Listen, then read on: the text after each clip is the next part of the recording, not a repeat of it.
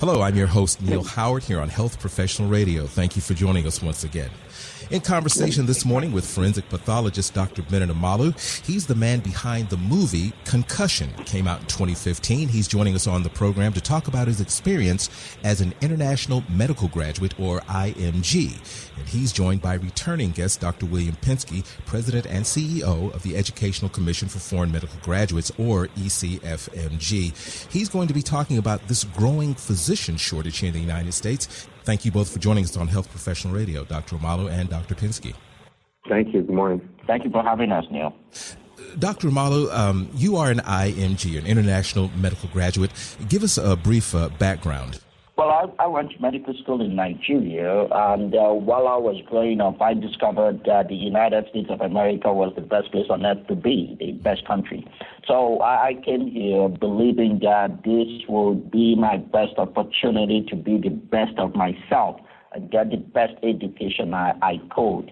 And in so doing, give back to this wonderful country the gift of education and knowledge, recognizing that when I work hard, gave what I know, that I would enhance the life, the dignity, and the humanity of each and every American, just like many other international medical graduates like myself. How did you come in contact with Dr. Pinsky's organization, Dr. Omalu? Yes, while I was in Nigeria doing my research on how to come to America, I encountered the ECFMG, which is the Educational Commission for Foreign Medical Graduates. They have a very comprehensive program to certify international medical graduates like myself, to make sure that our education is valid, that the institutions we attended keep to the standards of medical education, and also to go through the immigration issues. The ECFMG actually sponsored my immigration to the United States. Dr. Pinsky, sponsoring Dr. Omalu, that's a great thing. What other things does the ECFMG engage in, other than helping them get work permits, things of that nature? How exactly does your organization get students over here? Sure. So we were founded over 60 years ago to be the sole agency that screens and certifies graduates of medical schools outside of the United States and Canada who wish to come here, like my colleague here, for further education and training. So we certify the individual's identity, meaning the people are who they say they are. We verify and validate their transcript, medical school transcript, and their diploma. And then we register them to take the United States medical licensing exam, which is the same exam all graduates have to take, whether they're a U.S. graduate or from another country. And when successful, and I must say, it's a pretty rigorous journey for these individuals, including taking the exam. When they're successful, then we register them to take to enter into competition for a residency training program. And then those who are successful in getting the program, we then sponsor their J1 visa, which is a cultural exchange visa, for them to be able to come to this country for further studying. So we don't, recruit the physicians. We don't necessarily find them jobs.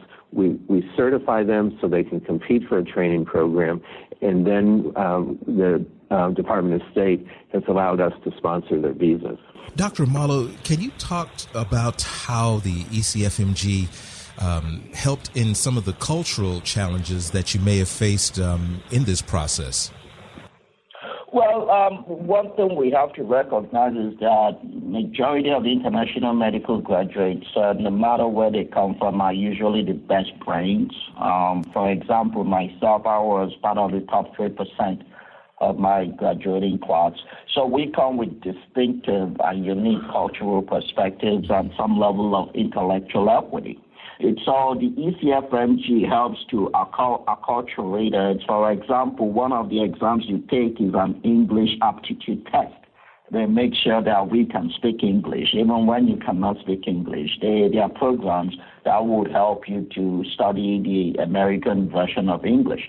And then the ECFMG was extremely useful for me to adapt, to overcome the cultural shock that every immigrant would experience, and also help me to believe in myself, in the education I've received, and actually prepared me to be in the best position to give back to America, to feel the need, the medical and healthcare needs of America, and to enhance the American experience, actually. Now, Dr. Pinsky, you did mention that you don't recruit candidates, but how does the ECFMG actively attract the best candidates for your services and your support? Sure. So most countries, if not all countries, and medical schools understand the process in terms of that individuals have to go through to come to the United States.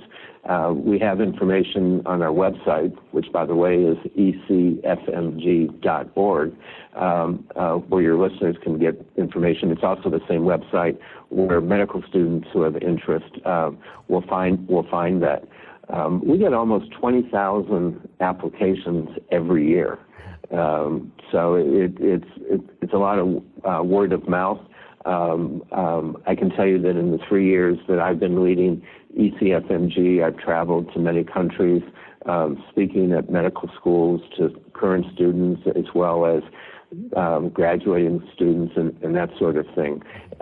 So the pathway to the United States for further training is pretty well known. I can tell you it's very gratifying for me sitting here today with my colleague and have him reaffirm that United States really is the best place for further training. And because I say that all the time, and I believe it, but to have somebody who has come from another country and has contributed so much to us is very validating.